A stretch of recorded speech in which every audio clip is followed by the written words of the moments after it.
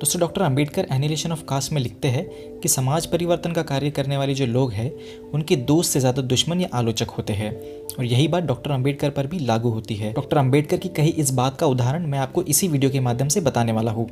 दोस्तों हम सभी जानते हैं कि डॉक्टर अंबेडकर ये प्रगतिशील भारत के निर्माता थे। डॉक्टर अंबेडकर ने अपना पूरा जीवन भारत के दबे कुचले लोगों को ऊपर उठाने और समान अधिकार दिलाने के लिए लगाया था। पर डॉक्टर अंबेडकर के भी बहुत से राजनीतिक दुश्मन और आलोचक थे। अपने जीवन काल में उन्हें भी बहुत सी आलोचनाओं का सामना करना पड़ा था। जब मैं what Congress and Gandhi have done to untouchable पढ़ रहा था तब मुझे उनके एक आलोचक का किस्सा मिला जो मुझे लगा कि आप लोगों के साथ शेयर करना चाहिए। इस बात से ये भी हमें पता चलता है कि गांधी जी और कांग्रेस डॉक्टर अंबेडकर को अपना कितना बड़ा दुश्मन मानती थी। दोस्तों कांग्रेस के नेता हमेशा से गांधी जी को दलितों, पिछड़ों और मुसलमानों के नेता के रूप में प्रेजेंट कर रहे हैं ताकि वो दलितों, पिछड़ों और मुसलमानों का इस्तेमाल अपनी पार्टी को बढ़ाने के लिए और सत्ता में रहने के लिए कर सके। ऐसे ही कांग्रेस के एक नेता थे Rai Bahadur Meharchand Khanna. Depressed class league के द्वारा 12 अप्रैल 1945 में अछूतों की एक सभा में बोलते हुए राय बहादुर खन्ना कहते हैं कि अछूतों के सच्चे मित्र अगर कोई है तो वो गांधी जी है। आगे वो बताते हैं कि गांधी जी ने अछूतों के लिए आमरण अनशन किया था और गांधी जी की वजह से ही पूना पैक्ट के द्वारा अछूतों को मतदान का अधिकार मिला और विधिमंडल में प्रतिनिधित्व मिला। अब पूना पैक्ट क्या है और किस तरह से SC/ST लोगों का पूना पैक्ट से नुकसान हुआ है ये अभी तक SC/ST के लोग जानते नहीं है। पूना पैक्ट को लेकर जल्दी ही मैं एक वीडियो बनाने वाला हूँ और इसमें पूना पैक्ट को लेकर सारी बातें मैं कवर करूंगा।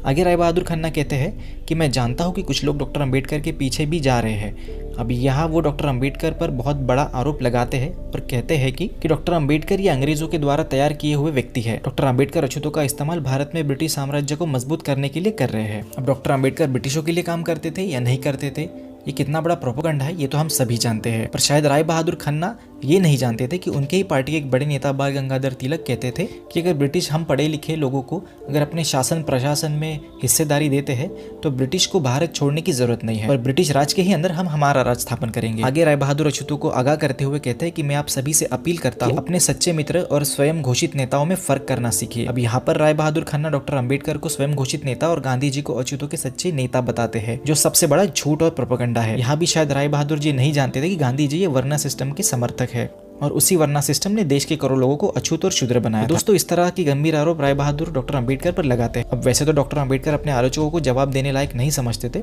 पर इस आरोप का उन्होंने अपने अंदाज में ही जवाब दिया था। डॉक्टर अंबेडकर लिखते हैं कि राय बहादुर खन्ना से काले चरित्र के व्यक्ति भारतीय राजनीति में नहीं हुआ है। राय बहादुर किस तरह से दल बदलो ये भी डॉक्टर अंबेडकर आगे बताते हैं। एक साल के अंदर ही राय बहादुर खन्ना ने 3 तरह की भूमिका निभाई है।